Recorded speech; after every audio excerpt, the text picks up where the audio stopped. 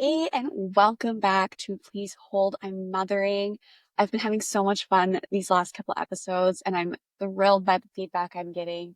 I love having you here, and we're just going to keep doing it. Today's episode is a little solo catch up, straight from the heart, and 100% recorded during nap time. He is about to turn 1, which is wild to me.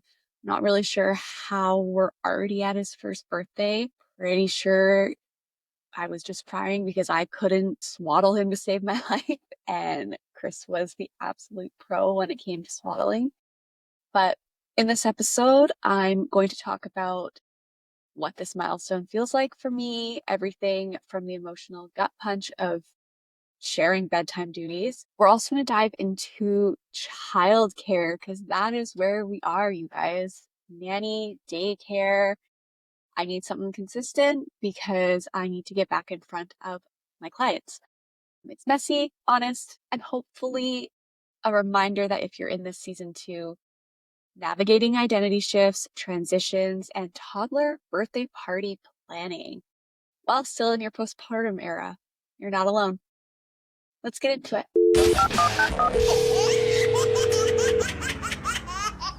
So, almost a year ago, he was born on August 6th. Almost a year ago, I was holding this tiny little baby, not knowing, who this baby was going to be. Is this going to be easy? Is this going to be hard? How are we going to do this? And oh my goodness, I'm not going to cry during this episode. I've never met a sweeter, funnier, oddly calm baby. Even the nurses in the hospital, shout out to Ella and Emily. Day one, they were like, this is a very calm baby. Now I'm planning his first birthday and starting to look for childcare all at once, which just, again, blows my mind because, like, let's pause for a second, stop the clock. How is he almost 1? I'm still emotionally recovering from all of it, not even just a specific week, just the whole thing, the baby blues, the milestones, the sleep regressions, the what's it called? Cluster feeds. My God, can we talk about cluster feeds? Like, I didn't breastfeed, I bottle fed, but even still, I remember having this fear that we were overfeeding him. And Chris had to be the one to step in to be like, no, he's hungry. Like, we need to feed him. I'm like, but we just fed him. We just fed him. How could he be hungry? All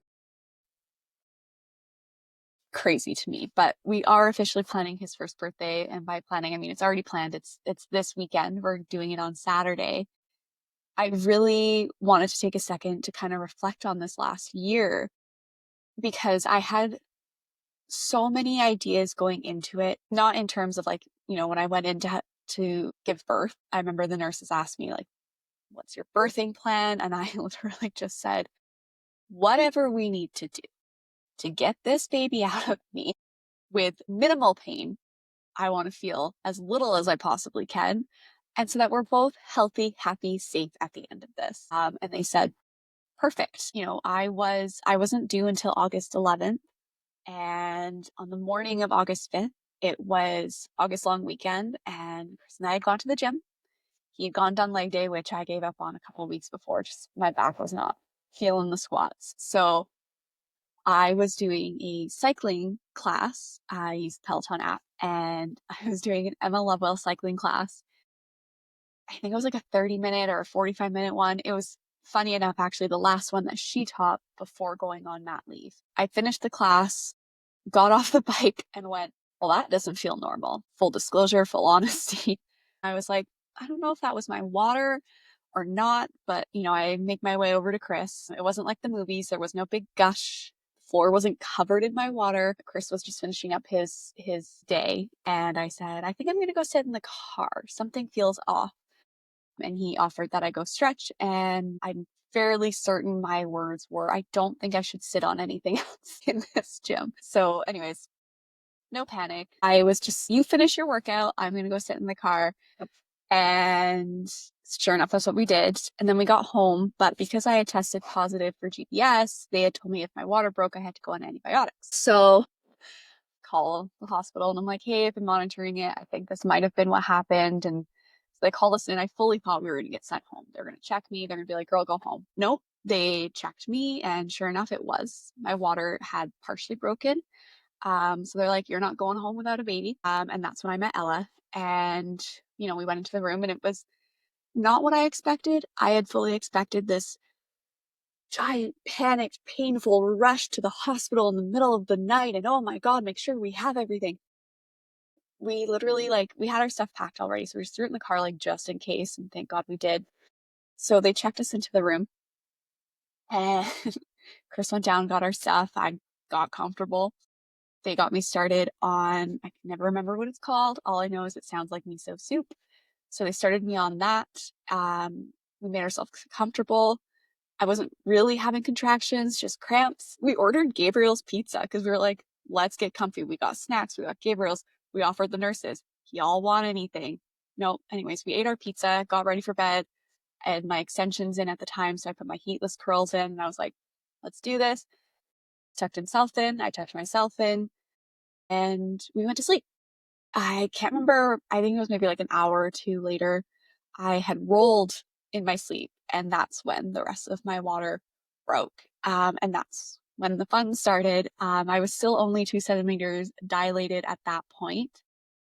And I had, I believe it was 3 hours of super, super intense contractions. Don't quote me here, but I'm fairly certain it's like a centimeter or two an hour is what you're supposed to do, or is what the typical rate is. I went from 2 to 8 centimeters in 3 hours. And then finally they're like, you're 8 centimeters, let's get the epidural in. Race B to that man who put that epidural in, because watching them on the screen was much more fun than quite literally shaking through them. I know we've all been there, but once that was in, super chill. I watched Chris eat the rest of the pizza because I could not eat the pizza. So that was fine. And we tried to get some sleep. Brody decided he was going to flip, as they said, sunny side up. So he was now flipped the not ideal way for a birth.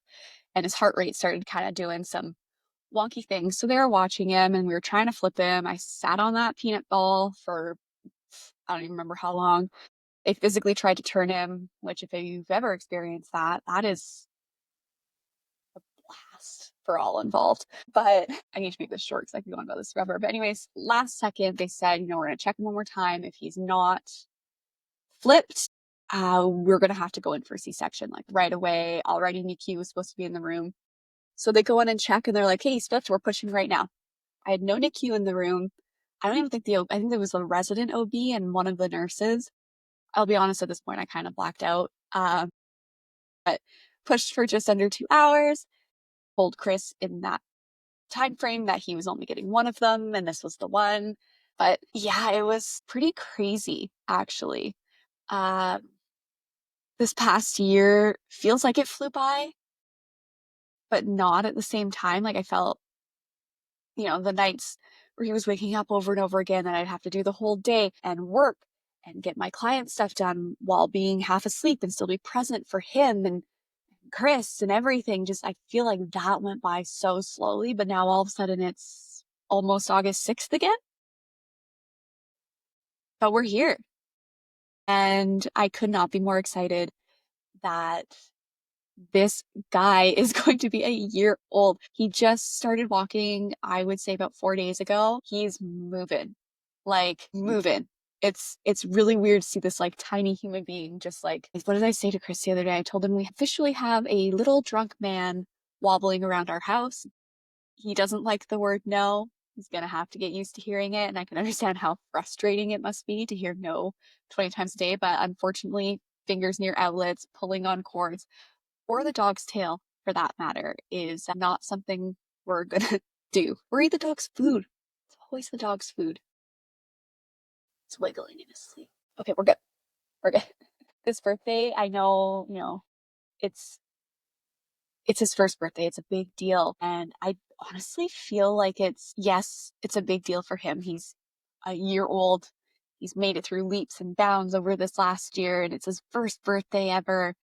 But for me, for Chris, I feel like it's for us too, because both of us became different versions of ourselves. We both I don't know, I'm not going to speak for him, so I'll go back to me, but like like I said earlier, I had a lot of ideas coming into this about what it would look like. I remember even at one point saying he'll be in daycare at 6 months old. There's no way I was putting my kid in daycare at 6 months old. I'm just so excited for this weekend. So excited to sing happy birthday. I'm probably going to cry, so I should probably get some waterproof mascara. Our family's all going to be here, his cousins, grandmas, grandpas, and I think it's just going to be a really nice day. Um, I'll share photos and videos, obviously, on social media. Please hold my mothering pod if you're not following yet.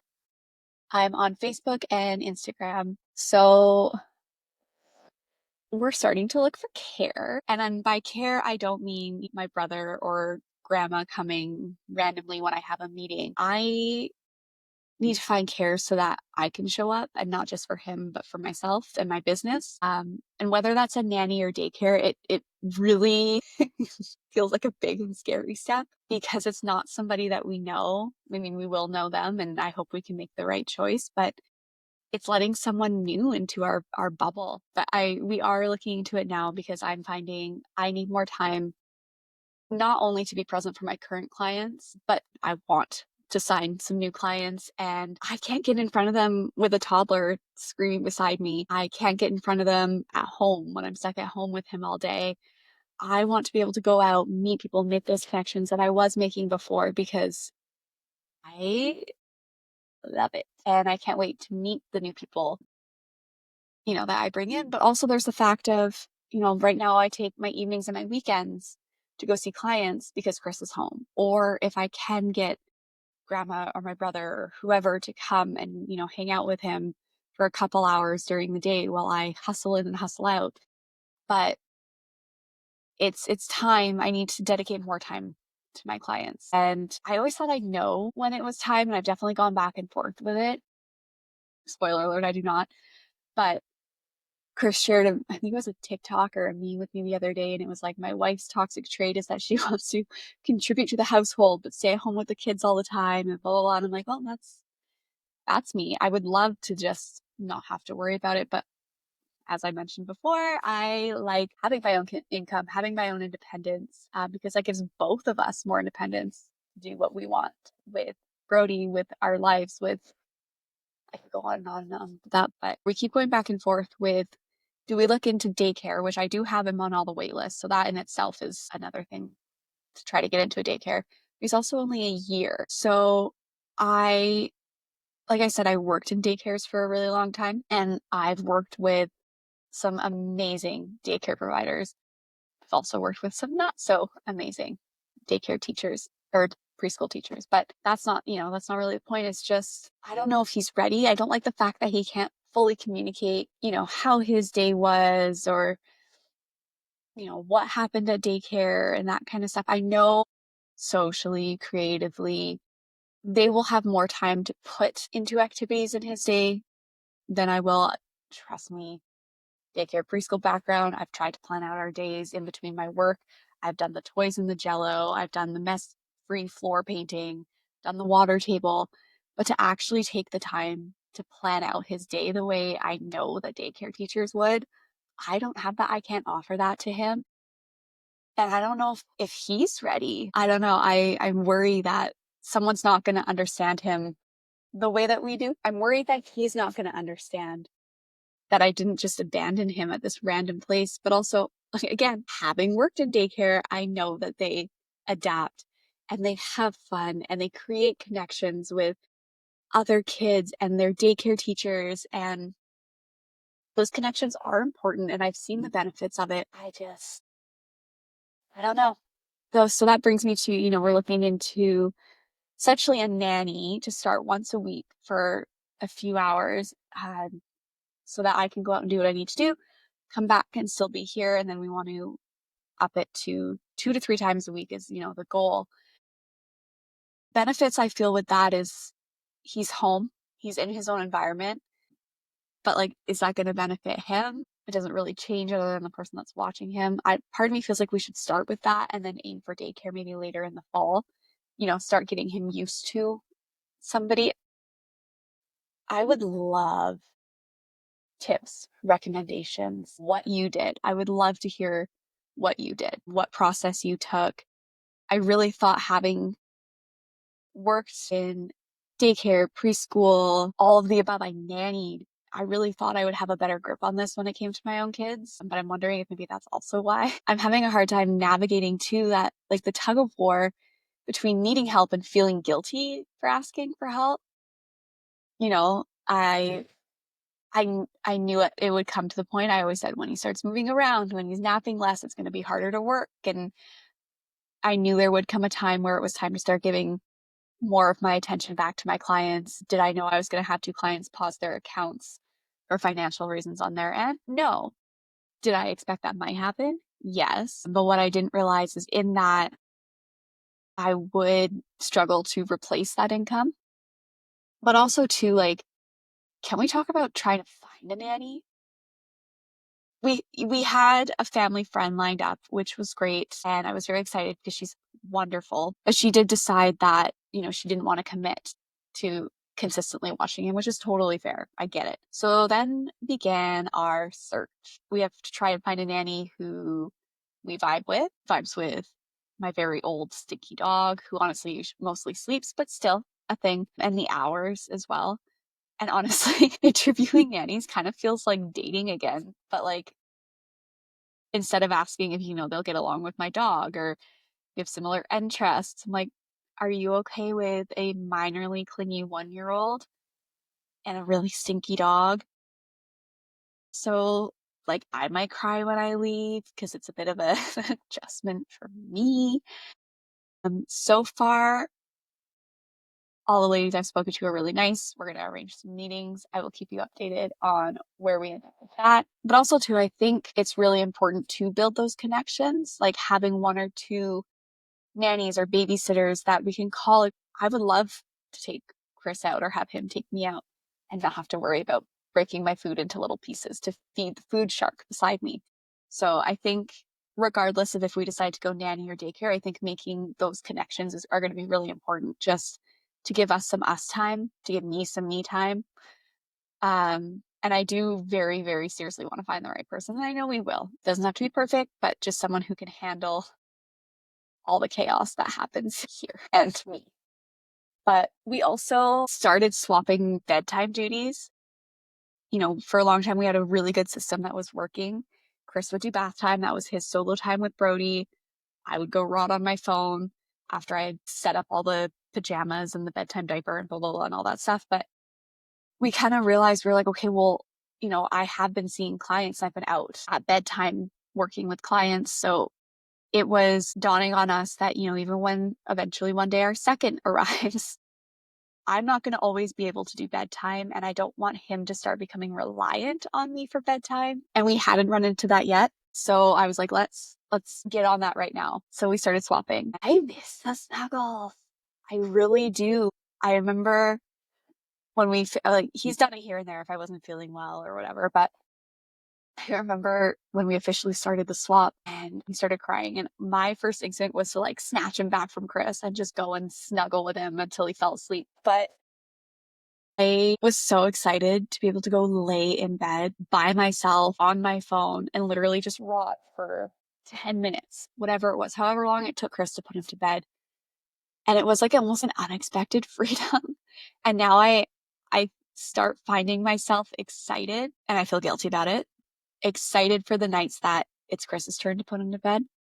But I'm also excited for the nights that it's my turn to put him to bed, because I get another snuggle session with him before the night ends. And even when I was the one putting him to bed, I often found I would put him to bed and I'd come in, I'd look at Chris, I'd turn the monitor on, I'd be like, I miss him. I miss him already. I just put him in his crib, but I miss him. It's so crazy how on one hand it feels like a much needed break and time to myself. But on the other hand, like, the heartbreak, like, I can't be the only one here giving up that moment. But I do think it is important that we have done it. And I also think it's important to normalize that emotional paradox, when you want the break, but you miss the moments. And like, honestly, when it is, like I said, when it's not my night, your girl is in bed with her phone, just with my mountain of pillows. I'm a retired bedtime warrior and it feels good. And that's okay because he's taken care of. It's nice to know too that he feels safe enough with Chris to go to sleep with him. And that gives me hope that too, maybe we can have a date night after bedtime, even though, let's be honest, I'm asleep by 8 p.m. I apologize if you have ever messaged me after 8 p.m. and I have not responded. I'm usually dead to the world, eyes closed, sound machine on, gone. I will reply at 4 a.m. though, and I just want to be very clear if I ever do text you at 4 a.m., I don't expect a response until it is no longer an ungodly hour. Just because I'm up at 4 a.m. doesn't mean you need to be. Just because you're texting me at 10 p.m. doesn't mean I need to reply. I digress. The stage of motherhood is very weird to me. I keep saying things like, when he was a baby. He's still a baby, but he's not a baby. He's almost a toddler. And the emotions. His most recent nickname that he's adapted is Mr. Roller Coaster of Emotions. He's just so emotional. My toothed roommate who throws food and calls me mama or dada. Let's be honest, we get dada a lot more than we get mama. For the first little bit, I called it psychological warfare because he had figured out how to say mama, but he would only say mama in the times of crying. I didn't get a happy mama until probably like a couple weeks ago. The only mama I heard was mama, which like, whatever. I see you. I see what we were doing here. But the 1 year mark I think is hitting a lot of stuff. I'm definitely not back to my normal. I still have my moments. We actually got into a rhythm really quickly. I became a Huckleberry app addict. And I was very much, still am, don't mess with my naps, but I've graduated from Huckleberry to Chat GPT for my nap schedules, which honestly has been great. We were doing a full bedtime schedule at, I think, 2 weeks old, 3 weeks old. We started, bath time, moisturizer, sleep sack, a book, bottle, bed. And we've been doing that now for almost a year, which is crazy. But now we're graduating out of things like, he weaned himself off of his one night bottle just out of nowhere. He started sleeping through it. And I'm, on chat going, should I be waking him up? Because he normally eats now. And we'd put him to bed at about 7:30 and he would always wake up between 3:30 and 4:30, which was perfect because I woke up at 4, still do. And I'd give him his bottle. I'd go down to my workout. I'd put him back to sleep. He would sleep till 7. And then all of a sudden he just started sleeping through it, which I was like, what do I do? But I guess that was normal. Chat was like, he's doing what he's supposed to do. He's weaning through it. Don't worry about it. I kind of wanted to take a minute to like reflect on how letting go of certain things creates room for new things, work, space, me, and it helps find myself again. And I want to be very clear that when I say find myself again, I don't mean the old version. She's gone. She left her clothes, which I have finally fit back into, and she's reinvented her skincare routine, but she's gone. When I say find myself again, I mean find the new me, find the me who has this balance between being present with my baby, being present with my partner, killing it at work is the goal, and taking care of myself. So letting go of some of that control and having the space to let him be in daycare or have a nanny come care here with him and take him on adventures. Not only does it create the room for me to do what I need to do, to go see my clients, to go build experiences for myself and build my business, but it opens up so many experiences for him too. It's really bittersweet, to be honest. Like, this phase it feels messy, it feels uncertain, but it also feels freeing. You know, also to this new version of me, I'm learning. I'm not saying I've learned it. I'm learning to ask for help. And that was something I remember even being pregnant and chatting with Chris. And he was like, you're going to have to figure that out. You're going to have to tell me what you need. You're going to have to ask me for help. You're going to have to ask for help in general. And I was like, yeah, I totally will.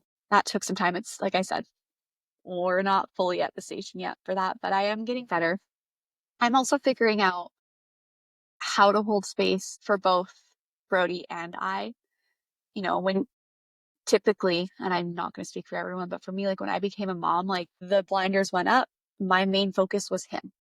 What do I need to do to make sure he's happy, cared for, loved, acknowledged, everything?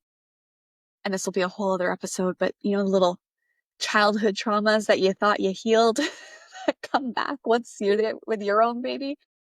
But on top of that, I'm also making sure I hold space for my ambition, my drive, the things I want to do. I want to build my business. I want to hire account managers. I want to build as much, like my potential feels like I haven't even scratched the surface of it yet. So trying to figure out how to hold space for both of those things has been a giant learning curve experience. And I feel like I'm getting somewhere, but there's definitely, as always, room to grow. I wanted to wrap it up. I know this is a short episode and it's a solo episode, but before I wrap it up, I want to promise that I do have more guests lined up to record. But I wanted to wrap this up with a letter to other moms who are at the edge of a new phase. If you're here too, that like, is my baby a baby? Is my baby a toddler? Kind of a baby? If you're in the almost toddler kind of a baby, sometimes mom's losing her shit phase. I see you. I am you. You are me. We're together in this. And it's okay to want help. It's okay to want time to grieve. Like, if you're anything like me, this past year has been a blur and you're not really sure where it went or anything like that. But, what I need to remind myself all the time, and I feel like other moms, other women, not just moms, need this reminder too, is it's okay to be gentle with yourself in transitions in life.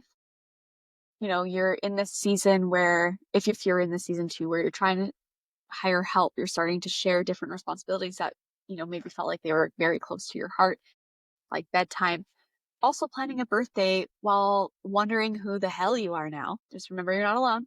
That it's okay. Like you're not stepping away from your baby when you're letting go of these things or bringing somebody else on or asking for help. You're actually stepping towards the next version of motherhood. And from what I can see, there's going to be many more versions to come. What I've seen from other moms, what I've seen just in this last year, I know this isn't the first transition. I know this isn't the first version of me in motherhood I'm going to see. And that's okay. Like, we're going to evolve. We're going to adapt. They're going to evolve. They're going to adapt. And we're all going to be okay. There's literally no choice. We're going to be okay. And I think I said this in my last solo episode, but you're allowed to want more time. Well, you're allowed to want more, but you're also allowed to want more time. You're allowed to want the break. And it's okay that you miss that moment too. The moment you're taking the break from like for me, I'm taking that break from bedtime every other night, but I'm loving the phone rot in bed before sleep. And it's okay to be sad but free. I feel so sad as I'm watching him walk away with his dad of all people, like the safest human being he could be with. But I feel so sad just watching him saying goodnight and waving goodnight from the window. Not from the window. Where is he going out the window?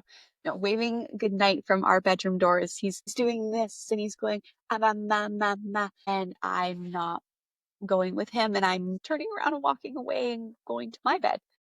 But motherhood is one long permission slip to feel all the things. Give yourself that permission slip. Like, I can't express that enough. If this episode hit home, I know it was a solo episode, but if this hit home, I would love to hear from you. DM me, comment. I also would love to hear any tips on the caretaker note. Any tips are welcome when it comes to finding a babysitter, nanny, daycare center. I would love to hear from you. So if you're finding yourself in a season of shifting routines, letting go of certain roles, or just trying to catch your breath between the 5,000 milestones that come at us out of nowhere, please know you're not alone. This motherhood thing is tender, chaotic, beautiful, complicated, often all in the same 10 minutes or the same hour. It comes at you fast. I would love for you to follow Please Hold I'm Mothering. We're on Instagram at Please Hold I'm Mothering Pod, so we can keep holding space for the hard, the beautiful, and the in-between. If you haven't already, please make sure to listen and subscribe on Spotify, Apple Podcasts, and on YouTube. See you next week.